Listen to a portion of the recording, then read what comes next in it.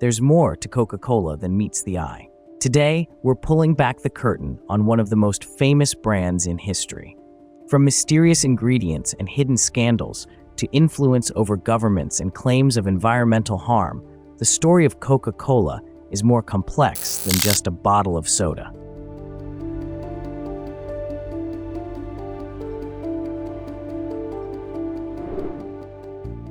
We start our story with the beginning of Coca-Cola. In 1886, a pharmacist named John Pemberton in Atlanta was looking for a miracle cure, but not just any cure. Pemberton himself was addicted to morphine after being wounded in the Civil War and was desperate to kick the habit. Did Coca-Cola start as a cure for morphine addiction? The original Coca-Cola formula was a blend of coca leaf extract and caffeine from the cola nut, creating a tonic that Pemberton claimed could cure everything from nervousness to impotence. And yes, it actually contained cocaine, about 9 milligrams per serving. Some historians suggest Pemberton may have added coca to appeal to high society users familiar with the substance, making Coca-Cola an early version of a legal high.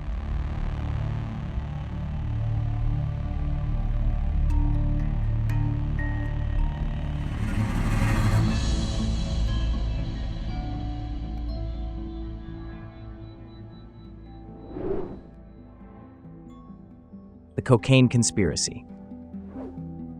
Now, here's where it gets suspicious. By the early 1900s, public opinion was shifting, and people were learning more about the dangers of cocaine.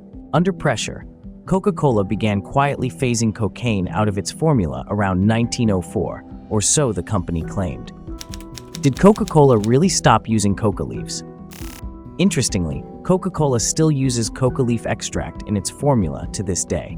The company holds a special permit with the US government, which allows them to import coca leaves that are decocainized by a company called the Stepan Company in New Jersey.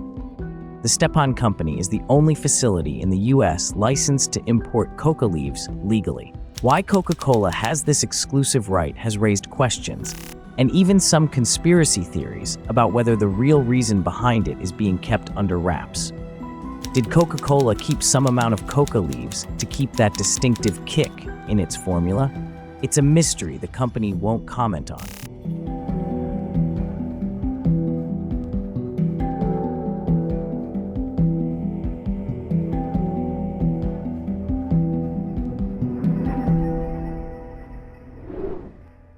Then came the World War II and the Fanta controversy. In World War II, Coca-Cola was on the front lines, literally. The company had an agreement to supply US soldiers with Coke, which helped Coca-Cola get special deals on sugar and even build bottling plants worldwide. But here's the twist. In Nazi Germany, they couldn't import Coke syrup due to war restrictions. So what did Coca-Cola do? They created a new product specifically for the German market, Fanta. Max Keith, Coca-Cola's German division head, invented Fanta as a substitute to keep the company alive in Nazi-controlled Germany. Many consumers today don't realize that Fanta's origins are tied to Nazi Germany. Coca-Cola claimed it had no ties with Nazi Germany, but some historians believe the company may have profited from both sides of the war. After the war, Fanta became part of the Coca-Cola lineup worldwide, but its origin story was largely kept quiet.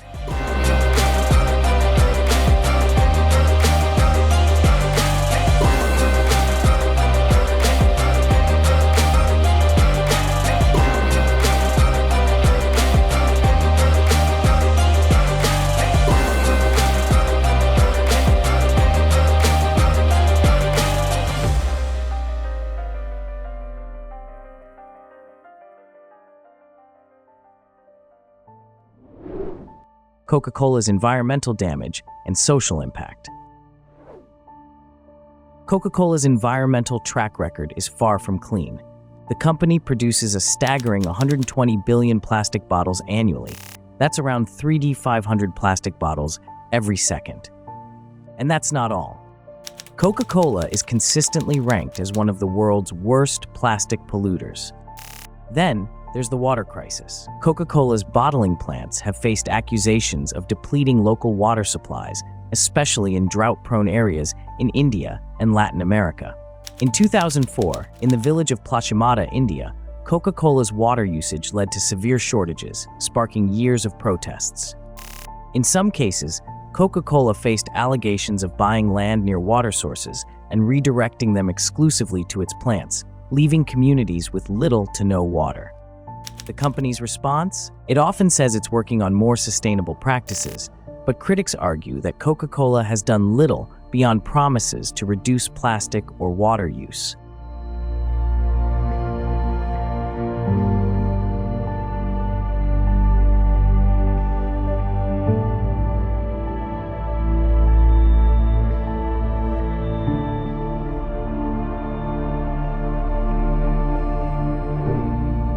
Coca-Cola's health risks and a sugar addiction epidemic. And of course, we can't ignore Coca-Cola's contribution to the global sugar epidemic. With 10 teaspoons of sugar in every can, Coca-Cola has been linked to rising rates of diabetes, obesity, and heart disease.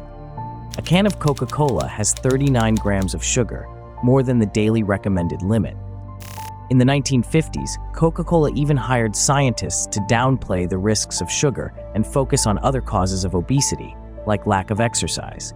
This scientific research was widely publicized, misleading consumers into thinking sugar wasn't the problem.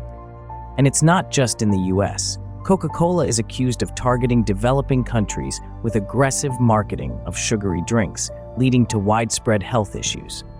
The World Health Organization has criticized Coca-Cola for its impact on public health, especially among children.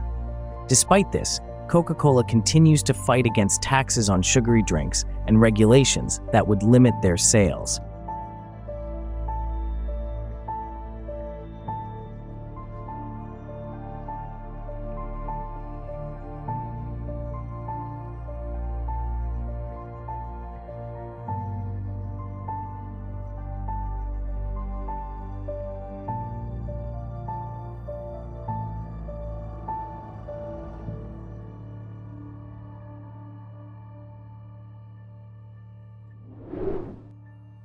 Let's talk about Coca-Cola's influence and marketing secrets.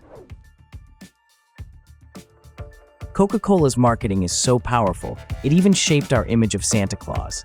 The brand's holiday ads in the 1930s turned Santa into the jolly, red-sweated figure we know today, linking Coca-Cola to warm, nostalgic family moments. Did Coca-Cola invent Santa's modern look? And let's talk about their aggressive marketing. Coca-Cola has spent billions creating an image that people trust and love, but that marketing often hides the truth. They fund health studies, public relations campaigns, and even fitness programs, all while continuing to sell products linked to major health risks. Coca-Cola's influence is so extensive that the brand has even been accused of pressuring governments to prevent sugar taxes or other regulations in certain countries. So while they market happiness and togetherness, the reality isn't quite as sweet.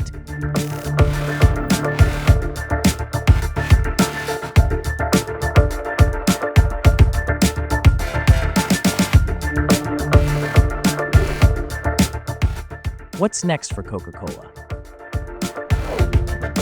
Today, Coca-Cola faces a major identity crisis. With its environmental impact, health concerns, and suspicious history, the company is struggling to maintain its image.